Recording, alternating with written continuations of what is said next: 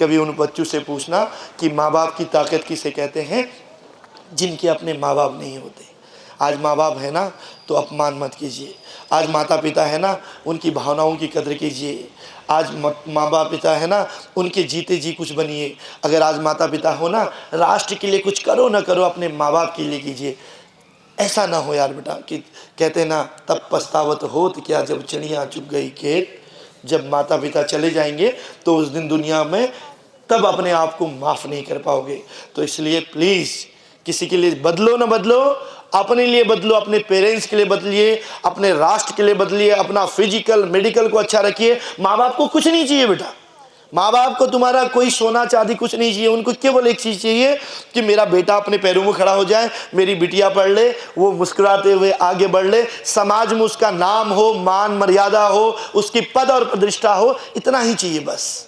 और एक प्यार के बोल चाहिए कि माँ तुझे कोई दिक्कत तो नहीं है। केवल बुढ़ापे में चाहिए कि माँ तुझे मेरी आवश्यकता तो नहीं, क्योंकि उस समय आवश्यकता होती है बेटा।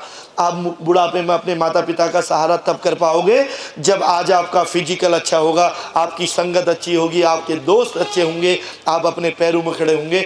ललित जोशी का कुछ नहीं जाएगा।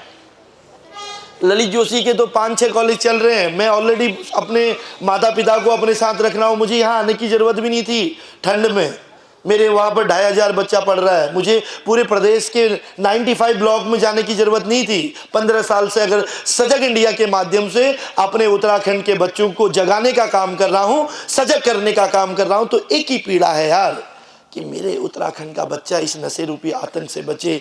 आज जिस तरह से ये सूखा नशा, स्मैक, ड्रग्स, आपने देखा होगा आपके इर्द गिर्द कितने दोस्त बर्बाद हो गए हैं, कितनों के घर के चूल्हे बुझ गए हैं, कितनों के पिता दुनिया छोड़ के चले गए हैं, कितनों ने अपने भाई को खो दिया है। फिर एक ही इंसान रोता है, वो माँ है। कम से कम अपनी माँ के लिए, दूसरे की माँ के लिए, अपने परिवार के लिए अपने आप को बदलो यार बेटा। कोई बदले न बदले, कोई दोस्त सुधरे न सुधरे, अपने आप को बचा लो। हम इस क्षेत्र को बचा लेंगे जिस दिन इस क्षेत्र का बच्चे ने संकल्प ले लिया कि हम व्यसन नहीं करेंगे, मत बनो डॉक्टर इंजीनियर, ना हो बिजनेस। जो व्यक्ति के अंदर इमोशन होंगे, जिसके अंदर करुणा दया होगी, जिसके अंदर इंसानियत होगी, वो इंसान बन जाएगा। और व्यक्ति अगर इंसान बन गया तो उसको आगे बढ़ने से कोई रोक नहीं सकता। केवल अपने आप को पहचानिए, अपने परिवार को पहचानिए, उस दर्द को पहचानिए जिसका बच्चा अभी त्योहार से पहले शहीद हुआ है। आप समझिए कि क्या बीतती होगी आतंकवादियों को जब फंडिंग होती है ड्रग्स से। हमें तो लगता है कि शहीद हो गया एक का परिवार, लेकिन एक का परिवार शहीद नहीं होता है बेटा।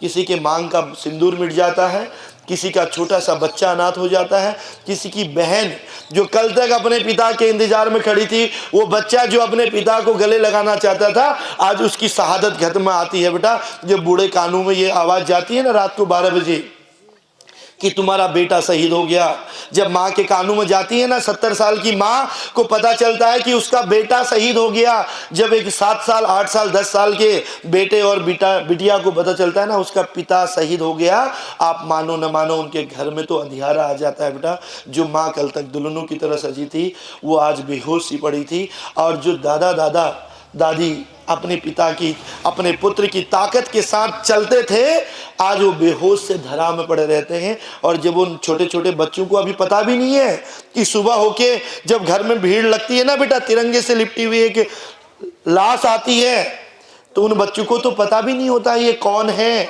शहादत किसे कहते हैं। लेकिन जब वो तिरंगे से लिपटी हुई इस लाश पे जाते हैं तो उन्हें एहसास होता है, अरे यार ये तो हमारे पिता हैं। और वो अपने पिता के गले लग के रोते हैं। उनको एहसास होता है कि उनके पिता अब लौट के नहीं आएंगे। तो कभी भी माँ बाप के रहते हुए अगर उनका अपमान करोगे तो फिर एक जीवन में कभी न कभी ये मन में भाव आएंगे कि नहीं यार हमसे गलती हुई। तो वक्त है, जागिए, वक्त है हिंदुस्तान के लिए, राष्ट्र के निर्माण के लिए, अपने दीर्घायु के लिए।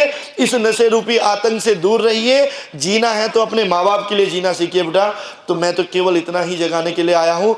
बाकी आप डॉक्टर, इंजीनियर, पुलिस, एक अच्छे बिजनेसमैन, एक वक्ता प्रवक्ता बन ही जाएंगे, लेकिन सबसे पहले अपने आप को बचाइए। तो अपनी वाणी को विराम देते हुए केवल इतना कहूंगा कि हो गई है पीर पर्वत सी पिघलनी चाहिए, हो गई है पीर पर्वत सी पिघलनी चाहिए। इस बुल्लावाला इंटर कॉलेज से एक गंगा निकलनी चाहिए, मेरे सीने में न सही तेरे सीने में सही, हो कहीं भी आग लेकिन आग जलनी चाहिए। इस क्षेत्र को कम से कम अपने परिवार को इस नशे के राक्षस से बचाने के लिए एक गंगा निकलनी चाहिए, मेरे सीने में न सही तेरे सीने में सही, हो कहीं भी आग लेकिन आग जलनी चाहिए। Thank you, thank you, thank you.